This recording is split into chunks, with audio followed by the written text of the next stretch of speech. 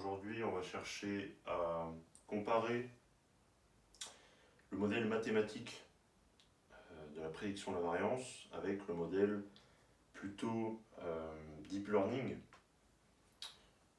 et trouver aussi les similarités entre les deux. Donc, premièrement, on revient sur le modèle Garch, ou plutôt le modèle Garch 1.1, qui prend comme hypothèse que les rendements, sachant l'information à la date t-1, suivent une loi normale de paramètres 0, sigma t carré. Et la variable qu'on cherche, c'est la variance, la volatilité, que l'on modélise comme étant alpha 0 plus alpha 1 r de t-1 carré plus bêta 1 sigma de t-1 carré. Et ce qu'on veut, c'est trouver les paramètres alpha 0, alpha 1, bêta 1 pour maximiser une vraisemblance, c'est-à-dire maximiser la probabilité que notre modèle soit bon. C'est-à-dire maximiser la probabilité jointe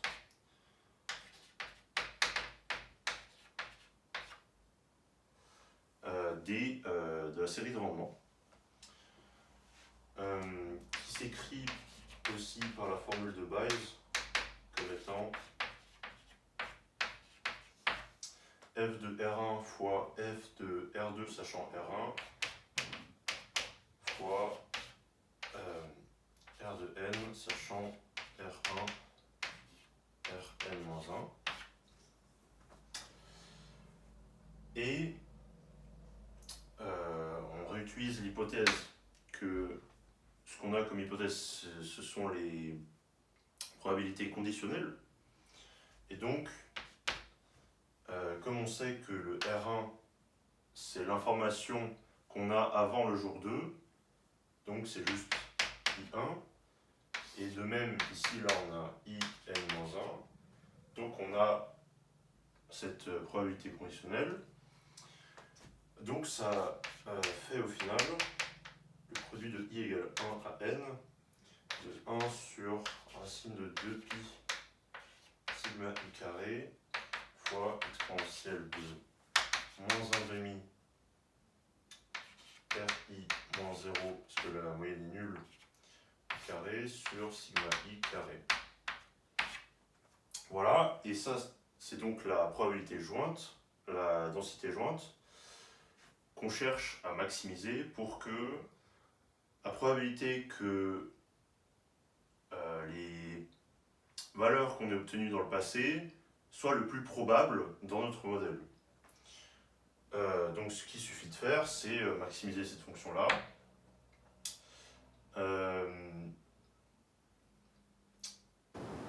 Travailler ça de manière numérique, on passe plutôt au log de cette fonction-là.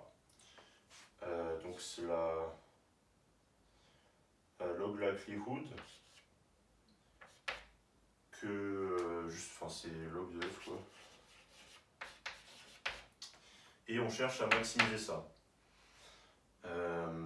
Pourquoi est-ce qu'on passe au log? Parce que si on a un produit de n termes qui sont tous entre 0 et 1 et qui sont peut-être extrêmement petits, on va avoir des puissances de trucs inférieurs à 1 et ça va tendre très vite vers 0 et ça va être impossible à garder en mémoire.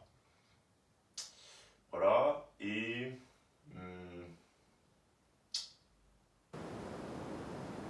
ça, juste en faisant la dérivée et descendre le gradient.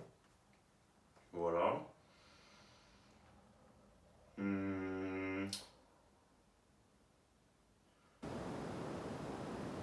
Au réseau de neurones, donc plutôt la partie deep learning.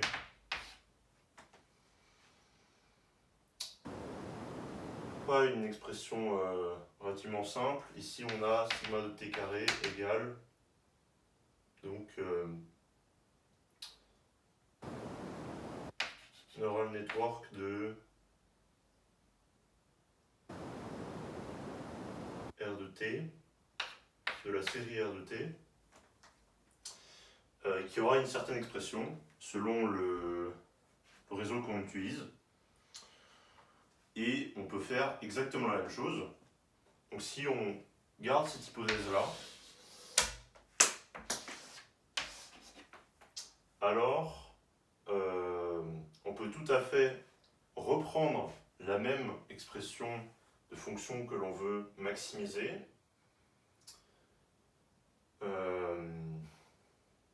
et donc corriger les paramètres du réseau. Ah oui, j'ai pas expliqué. Comment est-ce qu'on, à partir de la maximisation de ça, on obtient les paramètres? Bah, tout simplement parce que là on a des sigma i qui dépendent donc des alpha et des bêta, et donc c'est en jouant sur ces paramètres qu'on optimise la fonction. Et donc là on a beaucoup de paramètres dans cette fonction nn qu'on va optimiser par encore de la descente de gradient et de la... Voilà, c'est tout. Pour optimiser cette fonction-là. Mais donc la subtilité là-dedans, donc plutôt partie pratique,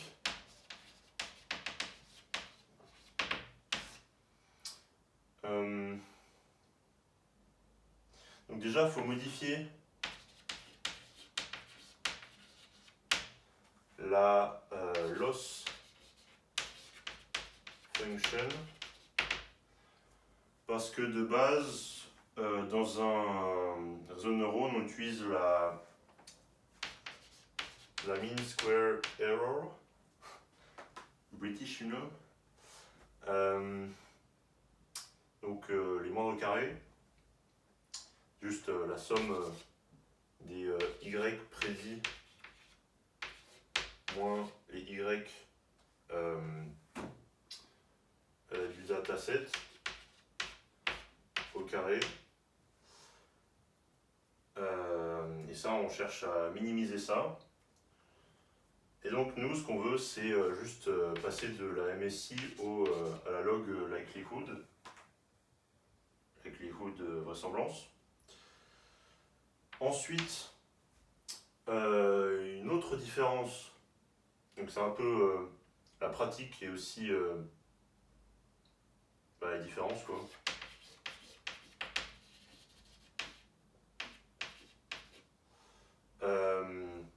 Je reviens là-dessus. Ici, on peut considérer ça comme étant un peu équivalent à ça. Pourquoi? Parce que quand on passe au log, on aura quelque chose qui sera quelque chose plus le RI carré, le RI moins 0. Et on peut faire une analogie avec ça.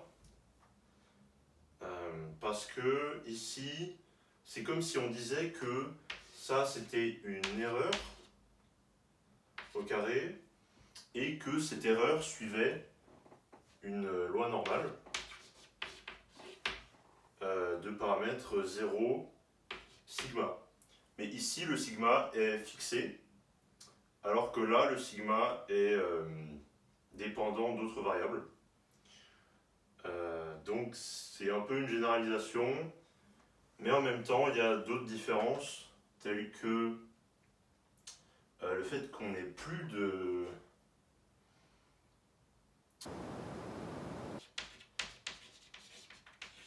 données de validation. Parce que là je dis qu'il y a la valeur qu'on est prédit moins la valeur qui est véritable. Et ici, on l'a plus, parce qu'on n'en a pas besoin, parce que premièrement, il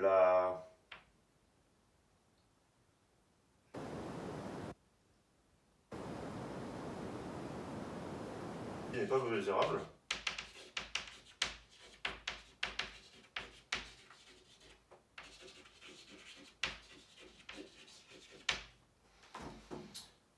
Et c'est à peu près tout. Parce qu'on peut aussi faire un modèle où ce modèle-là s'entraîne sur les valeurs prédites par Garch.